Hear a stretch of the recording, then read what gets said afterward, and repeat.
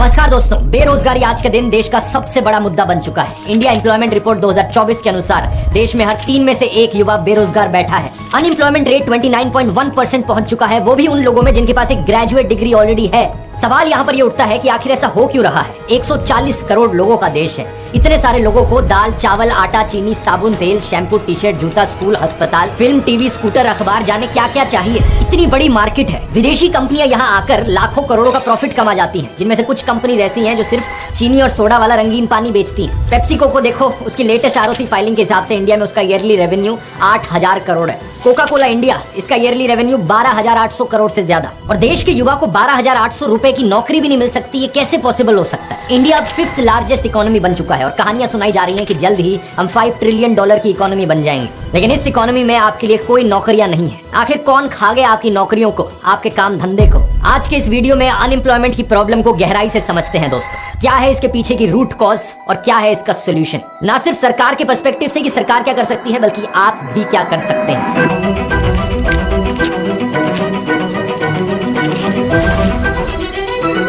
सबसे पहले सरकार की क्लास लगाते हैं। प्रधानमंत्री मोदी ने करोड़ों जॉब्स देने की प्रॉमिस करी थी, क्या आपको याद है दोस्तों। लेकिन हमारे कुछ मीडिया चैनल्स की माने तो उन्होंने ये वादा कभी किया ही नहीं था। मजाक नहीं कर रहा, एबीपी न्यूज ने इसको लेकर एक फैक्ट चेक किया था। उन्होंने कहा कि पीएम मोदी ने तो सिर्फ इतना कहा कि कांग्रेस ने रोजगार नहीं दिया। उन्होंने ये थोड़ी कहा कि हम रोजगार देंगे। यह बीजेपी चुनावी वायदे के तौर पर कहीं भी कभी भी देश को हर साल 2 करोड़ नौकरी देने का वादा नहीं किया था। इसीलिए मोदी सरकार पर हर साल 2 करोड़ नौकरी न दे पाने का आरोप झूठा साबित हुआ है। क्यों एबीपी न्यूज वालों, ये बताओ जरा, ये किस पार्टी की पॉलिटिकल कैंपेन है। युवाओं को बेरोजगार रखने वालों, जनता माफ नहीं करेगी। चलो हालात बदले, देश की सरकार बदले। ये ऐड दोस्तों बीजेपी हरियाणा ने चलाई थी। पिताजी ने हमेशा पढ़ने को बढ़ावा दिया, पर नौकरी ना मिली। विकास हो तो ही नौकरी निकले ना। अब जाग उठा है हरियाणा। आज की सच्चाई पता है क्या है। मुझे बड़ा दुख होता है बताते हुए दोस्तों, इन्होंने हरियाणा को बेरोजगारी में नंबर 1 बना दिया। दिसंबर 2022 के सीएमआई डेटा के अनुसार हरियाणा में अनएम्प्लॉयमेंट 37.4% पर है, यानी कि पूरे देश में सबसे ज्यादा अनएम्प्लॉयमेंट यहाँ है। लेकिन बात सिर्फ हरियाणा की नहीं है, क्योंकि प्रधानमंत्री मोदी ने जगह जगह जाकर बार बार जॉब्स का वादा किया था। इस 8 साल पुरानी क्लिप को देखो। हमने मेक इन इंडिया का अभियान चलाया है और नौजवान अपने ही इलाके में रोजगार कमाए ताकि शाम को अपने माँ बाप के पास जाकर के बैठ सके। इन न्यूज चैनल वालों को ये 7 साल पुरानी क्लिप भी देखनी चाहिए, जहाँ पर प्रधानमंत्री 1 बिलियन नौकरियों की बात कर रहे हैं। Our aim is to create jobs for more than 1 billion young hands. हमारे ये सारे टीवी न्यूज चैनल्स या तो बेरोजगारी की बात करेंगे ही नहीं, और अगर करेंगे तो पूरा खून पसीना बहा देंगे सरकार की इमेज बचाने में। जैसे कि इन सुधीर चौधरी को देख लो। इन्होंने करीब 1 साल पहले ये प्रोग्राम किया, सबको सरकारी नौकरी क्यों चाहिए। ये आम जनता को ही डांटने लग गए, कहने लगे कि तुम्हें सरकारी नौकरी इसलिए चाहिए क्योंकि तुम्हें ऊपर की कमाई करनी है, यानी रिश्वत लेनी है। सरकारी नौकरियों की चाहत के पीछे एक बड़ी वजह रिश्वत भी है। सरकारी नौकरी में अगर पैसा कम भी हो, तब भी कई कर्मचारी रिश्वत लेकर अच्छा खासा पैसा कमा लेते हैं। और 2019 में हुए एक सर्वे में हर 2 में से 1 भारतीय ने ये माना कि उन्होंने अपना काम करवाने के लिए किसी न किसी सरकारी कर्मचारी को रिश्वत दी थी। यानी सुधीर भाई के अनुसार प्रधानमंत्री मोदी का जो नारा था, न खाऊंगा न खाने दूंगा, ये जुमला है। और मेरा तो मंत्र है, न खाऊंगा न खाने दूंगा। और यहाँ ये कह रहे हैं कि यूथ स्किल्ड नहीं है। स्किल्ड ना होना भी एक बहुत बड़ी वजह है। इसके पीछे जिम्मेदारी किसकी है। सुधीर भाई, क्या ये मान लें कि प्रधानमंत्री मोदी का स्किल इंडिया वो भी एक जुमला था। भारत में बहुत सारे लोग परीक्षा देकर, पैसा देकर, किसी नेता की सिफारिश लगाकर किसी भी तरह से सरकारी नौकरी पाना चाहते हैं। और इसकी सबसे बड़ी वजह यह है कि सरकारी नौकरियों में काम के घंटे बहुत ज्यादा नहीं होते, काम के घंटे तय होते हैं, छुट्टियां जी भर के मिलती हैं। मतलब सुधीर भाई के अनुसार आप लोग, देश के युवा, कामचोर हो और आलसी हो। ग्राउंड रियलिटी को थोड़ा गहराई से समझते हैं दोस्तों। पहले ये जानने की कोशिश करते हैं कि आखिर कितनी नौकरियों की जरूरत है देश में। मिनिस्ट्री ऑफ एजुकेशन की वेबसाइट पर 2021-22 की रिपोर्ट मिली है मुझे। यहाँ लिखा है number of enrolments higher secondary में है 2.85 करोड़, यानी कि अप्रोक्सीमेटली इतने बच्चे हर साल हायर सेकेंडरी स्कूल में एनरोल करते हैं। क्या इतनी नौकरियों की जरूरत है हमें हर साल। एक्चुअली यहाँ पर हमें उन स्टूडेंट्स को भी कंसीडर करना चाहिए जो ड्रॉप आउट कर जाते हैं पहले। UDISC रिपोर्ट के अनुसार करीब 12.61% ड्रॉप आउट रेट है सेकेंडरी लेवल पर, यानी क्लास 10th के बाद। और इससे पहले अपर प्राइमरी लेवल पर 3% का ड्रॉप आउट रेट है और प्राइमरी लेवल पर भी 1.45% का ड्रॉप आउट रेट है। इसी साल की इस रिपोर्ट को देख लीजिए, करीब 35 lakh 10th grade students 11th grade में पहुंच ही नहीं पाए।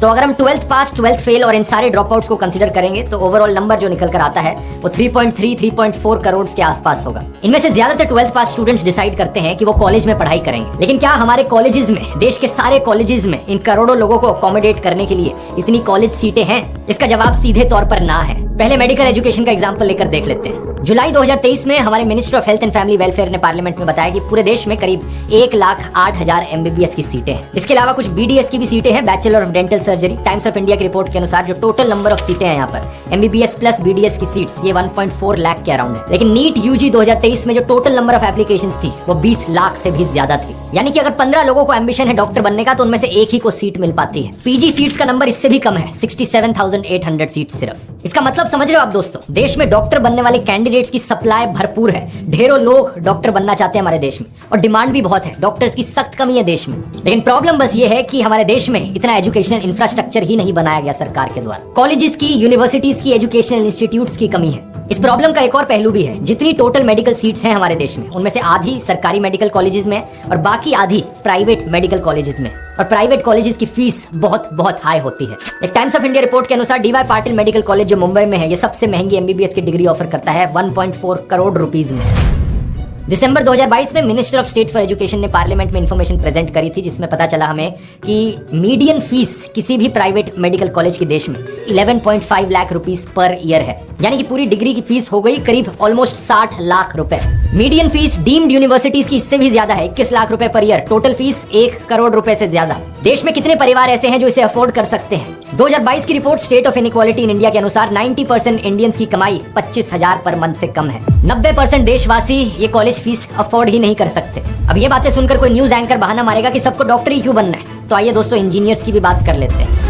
दिसंबर 2022 में हमारे minister of state for education Subhash सरकार ने राज्यसभा में बताया कि इवन दो इंडियन पॉपुलेशन बढ़ रही है लेकिन पिछले 5 सालों में total number of engineering colleges में जो सीटें हैं वो नीचे जा रही हैं। 2017-18 में 14.65 लाख सीटें थी, ये नीचे गिर के 2021-22 में सिर्फ 12.53 लाख रह गई। लेकिन यहाँ पर भी इस प्रॉब्लम का एक और पहलू है। 2017-18 में आधी से ज्यादा सीटें खाली गई। 2018-19 में 48.6% सीट्स वेकेंट थी। 2021-22 में भी करीब 33% सीट्स वेकेंट थी, यानी 4.21 लाख सीट्स खाली। यहाँ भी सप्लाई की कोई कमी नहीं है। करोड़ों लोग देश में इंजीनियर बनना चाहते हैं लेकिन इतनी सारी सीटें खाली क्यों जा रही हैं इंजीनियरिंग कॉलेजेस में?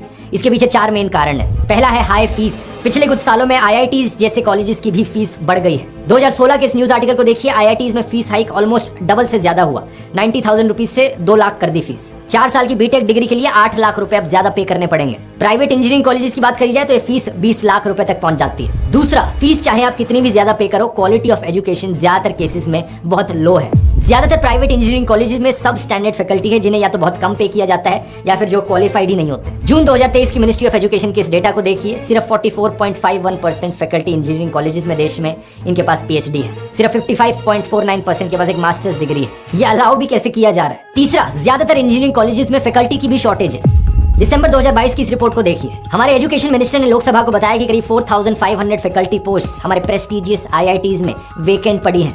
एकेडमिक ईयर 2021-22 में ओवरऑल 40.3% टीचिंग पोजीशंस वेकेंट थी। अगर IITs की ये हालत है तो बाकी इंजीनियरिंग कॉलेजेस की क्या हालत होगी देश में? चौथा, ज्यादातर कॉलेजेस के पास प्रॉपर इंफ्रास्ट्रक्चर भी नहीं है। 2019 में AICTE ने डिसाइड किया कि देश भर के सरकारी इंजीनियरिंग कॉलेजेस में 40,000 सीट्स रिड्यूस कर दी जाएंगी। क्यों? क्योंकि इनके पास ना प्रॉपर फैकल्टी थी ना प्रॉपर इंफ्रास्ट्रक्चर था। 2022 में अन्ना यूनिवर्सिटी ने एक फिजिकल इंस्पेक्शन किया और पाया कि तमिलनाडु में 50% से ज्यादा इंजीनियरिंग कॉलेजेस में एडिक्वेट इंफ्रास्ट्रक्चर ही नहीं है। पिछले साल 37 इंजीनियरिंग कॉलेजेस तमिलनाडु में ऐसे थे जिनमें एक स्टूडेंट तक नहीं एडमिट किया गया। जब देश भर के इंजीनियरिंग कॉलेजेस की इतनी बुरी हालत है तो कोई हैरानी की बात नहीं कि ज्यादातर इंजीनियरिंग ग्रेजुएट्स देश में एम्प्लॉयबल ही नहीं होते। 2019 में एक employability assessment company aspiring minds ने एक रिपोर्ट निकाली जिसमें बताया कि 60% इंजीनियरिंग ग्रेजुएट्स देश में इंटर्नशिप ही नहीं करते और इससे भी कम लोग, सिर्फ 3% इंजीनियर्स के पास न्यू एज टेक्नोलॉजिकल स्किल्स हैं, artificial intelligence, machine learning, data science और मोबाइल डेवलपमेंट की फील्ड में। इस सब का नतीजा 80% से ज्यादा इंडियन इंजीनियर्स एम्प्लॉयबल ही नहीं है। और ये इसलिए नहीं क्योंकि वो आलसी हैं या पढ़ाई में अच्छे नहीं हैं, बल्कि इसलिए क्योंकि देश में इंजीनियरिंग कॉलेजेस की कमी है और देश के इंजीनियरिंग कॉलेजेस में कॉम्पिटेंट फैकल्टी और ढंग के इंफ्रास्ट्रक्चर की कमी है। अब कुछ लोग कहेंगे कि इंजीनियरिंग के पीछे ही क्यों पड़े हो, कुछ और कर लो, कोई ITI ज्वाइन कर लो। ITI यानी इंडस्ट्रियल ट्रेनिंग इंस्टीट्यूट, जहां पर आप कोई स्किल सीख सकते हो। बढ़िया ऑप्शन है, लेकिन यहाँ पर कितनी सीट्स अवेलेबल है? हमारे minister of state for skill development and entrepreneurship Rajeev Chandrasekhar ने लोकसभा को बताया दिसंबर 2022 में कि 15,000 के अराउंड ITIs है। टोटल सीटिंग कैपेसिटी 25 लाख के अराउंड है। मेडिकल के 1.5 लाख, इंजीनियरिंग के 12.5 लाख और ITI के 25 लाख, इन सारी सीटों को भी एड अप कर दो तो 50 लाख भी नहीं होता है। लेकिन जैसा मैंने वीडियो में पहले बताया कि टोटल जो स्टूडेंट्स निकल कर आ रहे हैं देश में, उनका नंबर 3 करोड़ से भी ज्यादा है। बाकी करोड़ों स्टूडेंट्स कहाँ जाकर क्या पढ़ाई करेंगे। इस ITI की बात करी जाए तो इन 25 लाख सीटों में से भी इंजीनियरिंग की तरह यहाँ पर 50% के अराउंड सीटें खाली पड़ी हैं और इनसे ग्रेजुएट करने के बाद इंजीनियरिंग कॉलेजेस की तरह कोई जॉब की गारंटी नहीं है। ज्यादातर लोग ग्रेजुएट्स जो हैं वो एम्प्लॉयबल नहीं है। अगर हम एक दफा ये अज्यूम भी कर लें कि जितनी सीटें अवेलेबल हैं वो सारी सीटें फुल होती हैं, उन सारी सीटों में टॉप क्वालिटी एजुकेशन प्रोवाइड करी जाती है और सारे ग्रेजुएट्स के पास बढ़िया स्किल्स रहती हैं, तो क्या इन सबको जॉब्स मिल पाएंगी? इसका भी जवाब सीधा सीधा ना है। जुलाई 2023 के CMI के डेटा से हमें पता चलता है कि इंडिया के मैन्युफैक्चरिंग सेक्टर में 2016 में 5.1 करोड़ नौकरियां हुआ करती थी। 2023 में ये नौकरियां गिर के सिर्फ 3.6 करोड़ बची हैं। सही सुना आपने, 30% से मैन्युफैक्चरिंग सेक्टर जॉब्स कम हो गई हैं। ऊपर से जिन लोगों के पास नौकरियां हैं उन लोगों की नौकरियां भी सिक्योर नहीं है। इन रिपोर्ट्स को देखिए। मई 2020 CMI की रिपोर्ट के अनुसार 12 करोड़ से ज्यादा इंडियंस ने अपनी नौकरियां खोई जब अप्रैल में कोरोना वायरस लॉकडाउन लगा था। जून 2021 1 करोड़ लोगों ने अपनी नौकरियां खोई कोविड की सेकेंड वेव के दौरान। 97% हाउस होल्ड इनकम्स डिक्लाइन कर गए। आप कहोगे कोविड की क्यों बात कर रहा हूं, तो चलो आगे की खबरें सुनाता हूं कोविड के बाद की। मई 2023 इंडियन स्टाफिंग फेडरेशन बताता है कि 6% कॉन्ट्रैक्ट वर्कर्स अपनी नौकरियां खो चुके हैं मार्च के क्वार्टर में इंडिया के IT सेक्टर में। जून 2023 11,000 से ज्यादा इंडियन स्टार्टअप एम्प्लॉयज को ले ऑफ किया गया। अगस्त 2023 ले ऑफ का सुनामी आ गया। टेक कंपनीज ने 2 लाख से ज्यादा एम्प्लॉयज को फायर किया अपनी नौकरियों से। इंजीनियरिंग कॉलेजेस परेशान हैं क्योंकि TCS, कॉग्निसेंट और विप्रो जैसी कंपनीज ने कैंपस हायरिंग शुरू नहीं की है। अक्टूबर 2023 टॉप 5 में से 4 IT कंपनीज के हायरिंग नंबर्स नेगेटिव में गए हैं। इन्फोसिस, विप्रो, HCL और टेक महिंद्रा सबके हायरिंग नंबर्स नेगेटिव में थे, सिर्फ TCS के पॉजिटिव में थे 523 स्टाफर्स। हो क्या रहा है यहाँ पर? इंडियन इकोनॉमी का GDP ग्रोथ रेट नेगेटिव में तो नहीं है और ना ही ये कंपनीज लॉस में जा रही हैं। TCS का अगर आप प्रॉफिट देखो तो 9% ईयर ऑन ईयर ग्रोथ मिली है उन्हें प्रॉफिट में, 11,300 करोड़ का प्रॉफिट। इन्फोसिस का अगर क्वार्टरली प्रॉफिट देखो बिफोर टैक्स 8,500 करोड़ का प्रॉफिट। इन सारी कंपनीज ने हर क्वार्टर में प्रॉफिट रिकॉर्ड किया है, लेकिन लोगों को देने के लिए इनके पास नौकरियां नहीं है। जिन लोगों को नौकरियों पर रख रखा है उनसे ओवर टाइम काम कराया जा रहा है। आधे से ज्यादा एम्प्लॉइज बर्नआउट की कगार पर है। मैकेंसी हेल्थ इंस्टीट्यूट 2023 के सर्वे के अनुसार वर्क प्लेस बर्नआउट सर्वे में इंडिया टॉप पर है। 62% Indian employees work place exhaustion report करते हैं। सेकंड नंबर पर जापान आता है 61% के साथ। ये इकलौती ऐसी रिपोर्ट नहीं है, पहले भी कई रिपोर्ट्स आई हैं जिन्होंने यही चीज पॉइंट आउट करी है। सितंबर 2023 की Asian mental health index report, आधे से ज्यादा इंडियन एम्प्लॉइज वर्क से एग्जॉस्टेड फील करते हैं। फरवरी 2021 की ILO की report, Indian workers work the longest earn the least. Narayan Narayan. मैं ये नहीं कह रहा कि सारी कंपनीज ऐसा करती हैं, लेकिन देश में ज्यादातर कंपनीज का यही फंडा है। नए एम्प्लॉइज को रिक्रूट मत करो, सैलरी देनी पड़ेगी उन्हें। जितने जो अभी के एम्प्लॉइज हैं उनका तेल निकालो। अगर ऐसा लगे कि अभी के एम्प्लॉइज ज्यादा ओवरवर्क्ड नहीं है तो कॉस्ट कटिंग और एनहांस्ड एफिशिएंसी के नाम पर कुछ और ले ऑफ्स कर दो। अगर आप भी ऐसी सिचुएशन में हो तो यहाँ कुछ यूजफुल सेल्फ हेल्प की ऑडियो बुक्स हैं कुकू FM पर जो आपके काम आ सकती हैं, जैसे कि ये how to enjoy your life and your job, या फिर ये प्राइवेट जॉब पाने के 10 तरीके, या फिर ये वाली on how to master any skill. अगर आप नहीं जानते, कुकू FM एक बढ़िया ऑडियो लर्निंग का प्लेटफॉर्म है जहाँ पर हर तरह के टॉपिक्स पर आपको ऑडियो बुक्स सुनने को मिलेंगी। सिर्फ सेल्फ हेल्प ही नहीं बल्कि हिस्ट्री, पॉलिटिक्स, फिक्शन, जियोपॉलिटिक्स, हर चीज पर। अगर आपने अभी तक ज्वाइन नहीं किया, फ्री में जाकर टेस्ट कर सकते हो क्योंकि ये 7 दिन का फ्री ट्रायल ऑफर करते हैं। लिंक नीचे डिस्क्रिप्शन में मिल जाएगा। दुनिया भर में भी कई कंपनीज यही कर रही हैं। Amazon 2023 के पहले 3 महीनों में 27,000 से ज्यादा एम्प्लॉइज को जॉब से निकाला ग्लोबली। मेटा नवंबर 2022 से 21,000 एम्प्लॉइज को फायर कर चुकी है। ट्विटर दिसंबर 2022 की रिपोर्ट, इंडिया में सिर्फ 80 एम्प्लॉइज बचे हैं ट्विटर के देश भर में। इंजीनियर्स को ज्यादा घंटे काम करने को कहा जा रहा है। यहाँ पर एक पैटर्न है जो बड़ा क्लियरली देखने को मिलता है। जब एक कंपनी हद से ज्यादा बड़ी हो जाती है तो जॉब ग्रोथ रेट उस कंपनी में हमेशा नीचे गिरते रहता है। एक पिछले वीडियो में मैंने आपको एग्जांपल दिखाया था अडानी ग्रुप का। इनका मार्केट कैपिटलाइजेशन 11 लाख करोड़ का है। ये एक बहुत बड़ा नंबर होता है, लेकिन कितने एम्प्लॉइज रख रखे हैं इस कंपनी ने? इनकी खुद की वेबसाइट के अनुसार सिर्फ 43,000 एम्प्लॉइज। कोका कोला का एग्जांपल देखो। दिसंबर 2012 में कोका कोला ने US securities and exchange commission को बताया था कि इस कंपनी के 1,50,900 एम्प्लॉइज हैं। 10 साल बाद दिसंबर 2022 में कोका कोला ने बताया कि इनके सिर्फ 82,000 एम्प्लॉइज बचे हैं। नंबर ऑफ एम्प्लॉइज ऑलमोस्ट आधे हो गए 10 सालों में, लेकिन जो प्रॉफिट था वो hundreds of billions of dollars ज्यादा बढ़ा इस कंपनी का। ट्विटर का मार्केट कैपिटलाइजेशन $41 बिलियन, यानी कि 3.4 लाख करोड़ रुपीस। कितने एम्प्लॉइज हैं कंपनी के पास? सिर्फ 1,500। इंडिया की one of the biggest companies ITC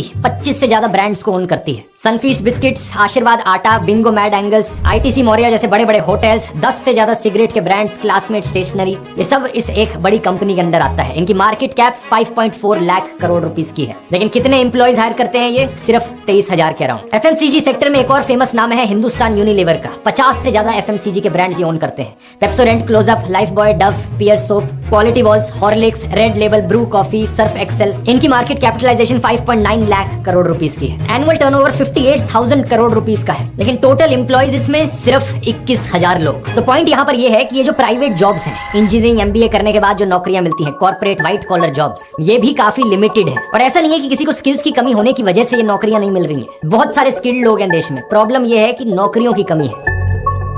फरवरी 2023 में RSS के चीफ मोहन भागवत ने एक पब्लिक फंक्शन में बताया कि हर कोई नौकरियों के पीछे भागता है। सरकारी नौकरियां सिर्फ 10% के अराउंड है, बाकी नौकरियां 20% के अराउंड, और दुनिया भर में कोई ऐसी सोसाइटी नहीं है जो 30% से ज्यादा नौकरियां क्रिएट कर सकती हो। सुधीर चौधरी से बात करते हुए प्रधानमंत्री मोदी ने तो ये भी कहा था कि पकोड़े बेचना भी एक एम्प्लॉयमेंट का तरीका है। अगर आपके GTV स्टूडियो के बाहर कोई पकौड़े बेचता है और शाम को 200 रुपया कमा करके घर जाता है, उस व्यक्ति को आप रोजगार मानोगे कि नहीं मानोगे? तो हो सकता है अब सुधीर चौधरी एक नया शो बनाए ये कहकर कि सबको सरकारी या प्राइवेट नौकरी क्यों चाहिए, खुद का धंधा क्यों नहीं सेटअप कर लेते। ये बहाना मत मारना, क्योंकि अगर ऐसा है तो एम्प्लॉयमेंट प्रोमिसेस करती क्यों है सरकार? अगर सरकार में कैपेबिलिटी ही नहीं है नौकरियां देने की, तो वादे क्यों कर रही है सरकार नौकरियां देने के? लोग गांधी जी के चरखे का अक्सर मजाक उड़ाते हैं, लेकिन अगर एम्प्लॉयमेंट की बात करी जाए तो गांधी जी का चरखा यहाँ पर इन बड़ी बड़ी कंपनियों से ज्यादा एम्प्लॉयमेंट प्रोवाइड करता है। आईमार ग्रुप की रिपोर्ट के अनुसार इंडियन हैंडीक्राफ्ट मार्केट का साइज 2022 में $3.9 बिलियन था। रुपये में कन्वर्ट किया जाए तो करीब 32,000 करोड़ रुपए। और गेस कर सकते हो यहाँ पर कितने लोग एम्प्लॉयड हैं?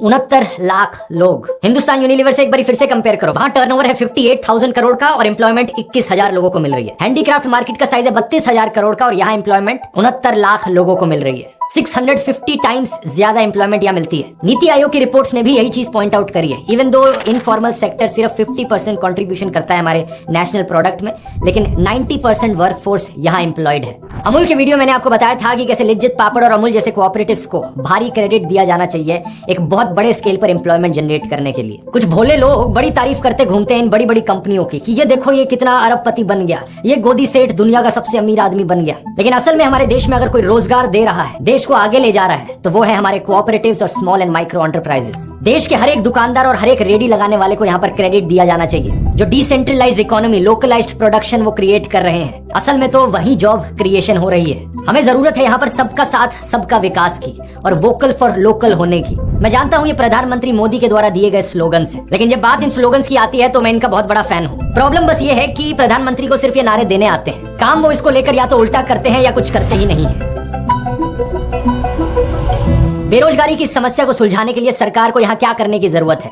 सबसे पहले वैकेंसीज फिल करी जाएं। इवन दो सरकारी नौकरियों की सख्त कमी है, लेकिन कम से कम जितनी है उनकी तो वैकेंसीज फिल करो। सेंट्रल गवर्नमेंट में 9.5 लाख से ज्यादा वैकेंसीज हैं। अलग अलग स्टेट गवर्नमेंट्स में 60 लाख से ज्यादा जॉब की वैकेंसीज रिपोर्ट करी गई हैं। स्कूलों से लेकर कोर्ट से लेकर पुलिस से लेकर मिनिस्ट्रीज तक हर जगह वैकेंसीज खाली पड़ी हैं। दूसरा, एजुकेशन पर सख्त फोकस की जरूरत है। देश के सरकारी स्कूल, सरकारी कॉलेजेस, सरकारी इंस्टीट्यूट्स, इन सब का इंफ्रास्ट्रक्चर इंप्रूव करना होगा। ढेर सारे नए एजुकेशनल इंस्टीट्यूट्स बनाने पड़ेंगे देश भर में ताकि और सीटें मिले। बहुत से लोग इंजीनियर्स और डॉक्टर्स बनना चाहते हैं और देश में इंजीनियर्स और डॉक्टर्स की कमी भी है, लेकिन यहाँ से यहाँ तक का ट्रांजिशन पूरा करने के लिए एजुकेशनल इंस्टीट्यूट्स नहीं है। तीसरा, सरकार को एक बड़े स्केल पर एक्शन लेने की जरूरत है कोऑपरेटिव, स्मॉल और माइक्रो एंटरप्राइजेस को प्रमोट करने के लिए। दिल्ली, मुंबई, बेंगलुरु जैसे शहरों में अच्छी इकोनॉमीज एग्जिस्ट करती हैं, लेकिन अगर हम रिमोट डिस्ट्रिक्ट्स की बात करें, मध्य प्रदेश का ग्वालियर या हरियाणा का जींद, यहाँ जॉब्स कौन प्रोवाइड करेगा? क्या यहाँ के गरीब लोग बस इंतजार करते रहें कि किसी दिन किसी गोदी सेठ की नजर इनके नगर पर पड़ेगी और यहाँ आके फैक्ट्रियां लगाएंगे वो और हमें नौकरियां देंगे? ये माइंडसेट बदलने की जरूरत है। सरकार को इंटरवेंशन करना होगा यहाँ पर। अभी सरकार सिर्फ लोन्स प्रोवाइड करती है, लेकिन सरकार को means of production, storage space और मार्केट मैकेनिज्म्स प्रोवाइड करने होंगे। अमेरिका में जब 1929 में ग्रेट डिप्रेशन आई थी, या चाइना में माओ जेडोंग के द्वारा जो स्टेलमेट लाया गया था, या फिर सिंगापुर में